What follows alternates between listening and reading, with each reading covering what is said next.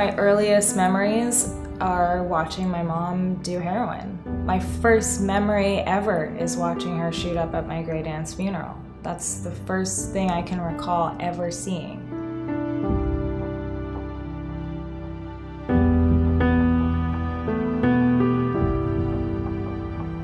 Welcome to another episode of Legendary. We're out here in San Diego today to interview Mackey.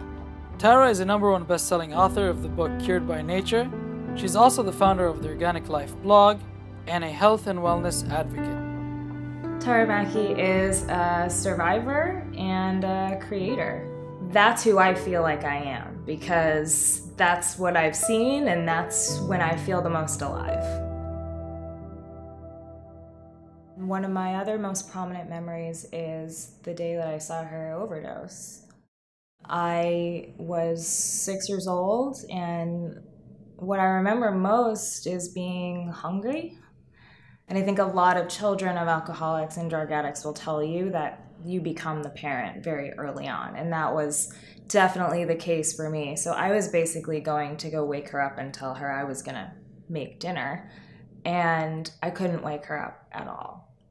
I tried to open her eyes, they were rolled in the back of her head, so I went into the kitchen and called my grandparents. My grandfather came that night and took me and swooped me up and took me into the car, parked the car, down the block, and I watched as ambulances and police officers came and took my mother that night. And then the next time I saw her was at court when my grandparents were there to get custody of me. And what I actually realized later was that when I called them that night, I first left a voicemail. And the reason I know I left a voicemail is because they played that voicemail at that court hearing, and my mother lost custody of me. It's shaped who I am in so many different ways. People ask you those kinds of questions. What are your first memories? What are your most prominent memories? How was your childhood? All the time throughout your life. And when that's what it was, I tended to hide in the corner during those kinds of questions because you just don't tell people that. And now that it's public and so many people know, it's gone from something that could have been very damaging and was very damaging for a long time to something that's been really healing, not just for myself, but for other people. This is wonderful. Do you come here often? I come here very often, yeah. This is one of my favorite spots. Yeah? Yeah. It's really nice. You talk a lot about meditation and doing yoga poses. What is the significance of meditation in Tara's life? Meditation really has been the catalyst for a lot of change in my life. It was one of the first things I started doing when, I gave up my medication and I cut toxic people and a bunch of toxic things out of my life.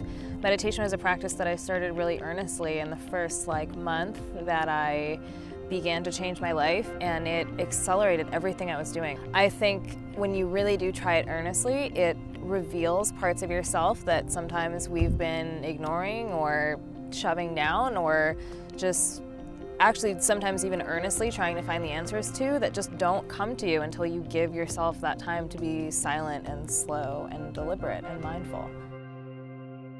So my grandparents got custody of me at the age of 7, but they wanted me to have a relationship with my mother. So she went to rehab after that, and she was in and out of jail. And so I had this very tumultuous relationship with her that I carried with me into everything. I went to a very small private school. I went to the same school from kindergarten to 8th grade with the same 10 kids, literally the same kids my whole life. And I think when I first entered therapy, when my grandparents got custody of me, I started therapy that same year at my school. I know they sat the other students down and basically gave them a small rundown of okay, these are the things we don't talk to Tara about anymore.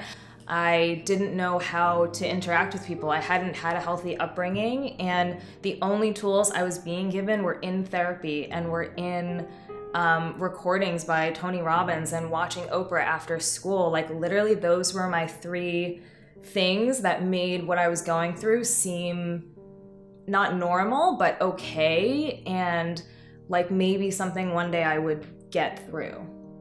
My mother, when I was 11, actually got sober for the first time in my whole life.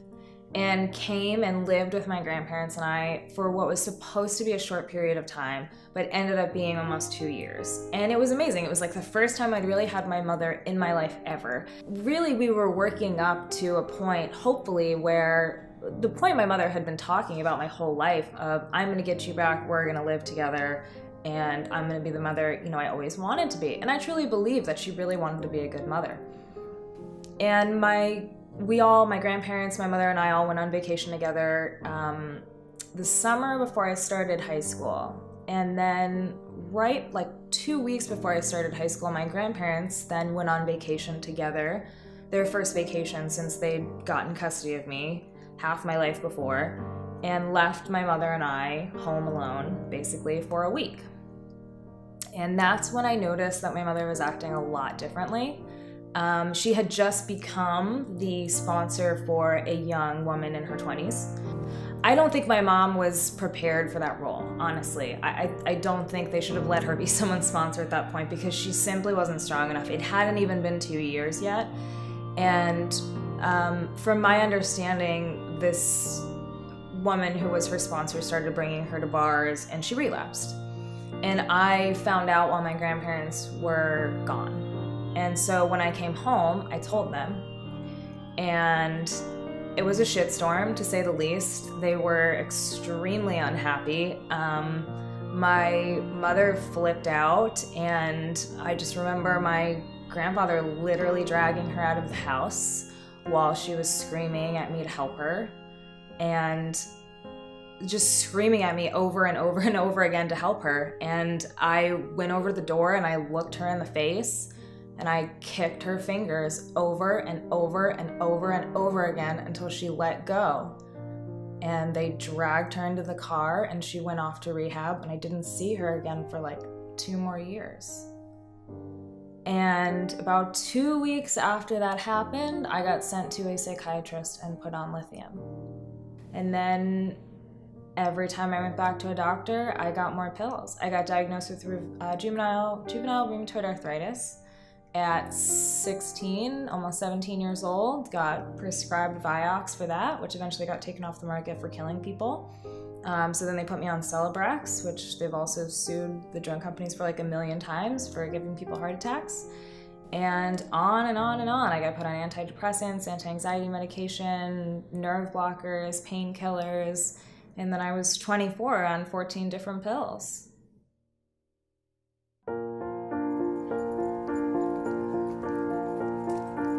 You mentioned your dogs, we met them, and they're very nice dogs and I love them. I have 2 dogs of my own. In your book, Cured by Nature, you talk about Rayleigh being very intuitive.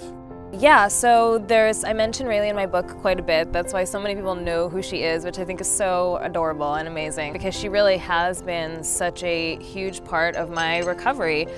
When I was first getting better, but hadn't really, cut everything out of my life yet, was still taking drugs, was still trying to figure out where my life was headed, I fell down the stairs of my apartment. Not 1 or 2 stairs either, probably like 30 steps, a full flight of stairs.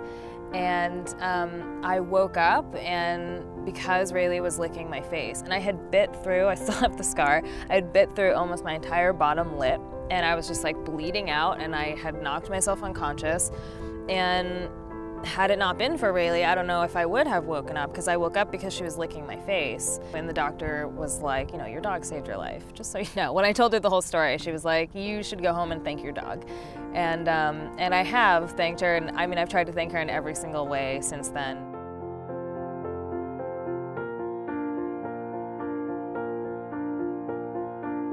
So at 24, I had just wrapped up a job at Weill Cornell and started another job at a small environmental laboratory.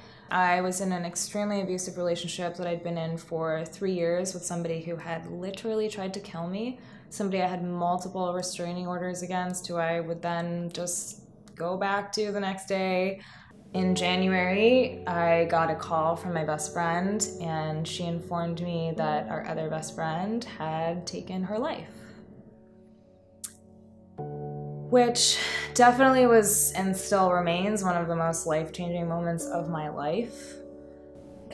It's weird because when you have a suicidal or depressed person in your life for a really long time who threatens to do that, you do get to a point where you stop believing it will ever happen. And so I think when it did happen, after being friends for, over a decade and hearing her talk about this so much, it made us all feel like we dropped the ball. Like, we knew she was going to do this 15 years ago. How the hell did we not see this coming?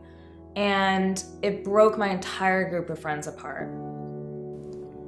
I had virtually no support system in this after this incident happened whatsoever. And about 2 months after my best friend took her life, I also attempted to take my own life. And the only reason I really feel that didn't happen was because my boyfriend at the time showed up when I was in the middle of staring at my arm that was completely open, and bleeding all over the place, and asking myself what the hell I was gonna do, because I didn't feel anything.